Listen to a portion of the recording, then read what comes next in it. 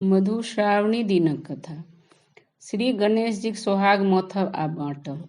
मधुश्रावणी दिन गणेश जी गौरी से कहलनि, my I Madhushravani थिकैक, हम सोहाग मोथब आ जे मांगत तकरा देबैक। गौरी कहलथिन, अवश्य मोथू आ जाहि वस्तुक प्रयोजन हो से कहू, हम ओरिया देब।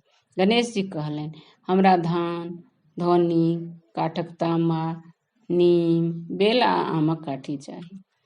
गौरी गणेश जी के सब वस्तुक ओरियाउन कऽ देलनि। गणेश जी सोहाग मथलनि आ बाँटऽ लगला।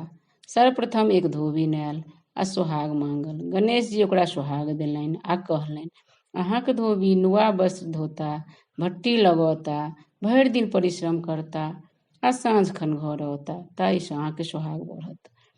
तकरा बाद एक कहथिन सोहाग मांगऽ एली। गणेश जी हुनको सोहाग देलनि आ कहलनि, अहाँक देवान जी भरि दिन लिखा पढ़ी करता आ साँझ खन घर अवता, अहाँ अपने सिक्कीक मौनी चंगेरी बुनब आ खोपा के विन्यास करब, ताहिसँ अहाँक सोहाग बढ़त।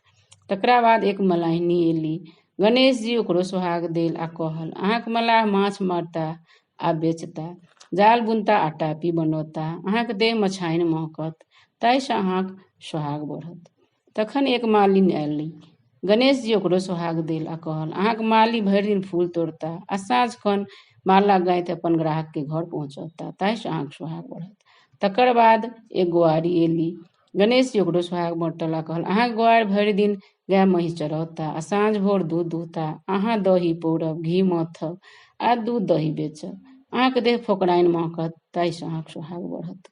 तहन बनियान सेहो सोहाग मांगऽ एली। गणेश जी हुनको सोहाग देल आ कहलनि, अहाँक बनिया तराजू बटखरा धोता आ भरि दिन सौदा बेचता, अहाँ हुनका मदद करबनि आ अन्न सबके फटैक बना कऽ रखबनि, ताहिसँ अहाँके सोहाग बढ़त। सबसँ पाछू ब्राह्मणी एली। ओहो गणेश जी से सोहाग मांगल। गणेश जी हुनको सोहाग देलनि आ कहलनि, अहाँक ब्राह्मण पूजा पाठ करता आ वेद पुराण अपनो पढ़ता, विद्यार्थी लोकनि के पढ़ता, अहाँ जनेऊ काटब आ घर आंगन पवित्र राखब आ पवित्र सँ भानस भात करब, ताहिसँ अहाँक सोहाग बढ़त। एहि प्रकारे आनो आनो जातिक सदवा सब अयली। गणेश जी सबके सोहाग बाँटल आ अपन अपन जातिक उपदेश देलनि। सब केओ प्रसन्न भए जाइत गेली। धन्यवाद।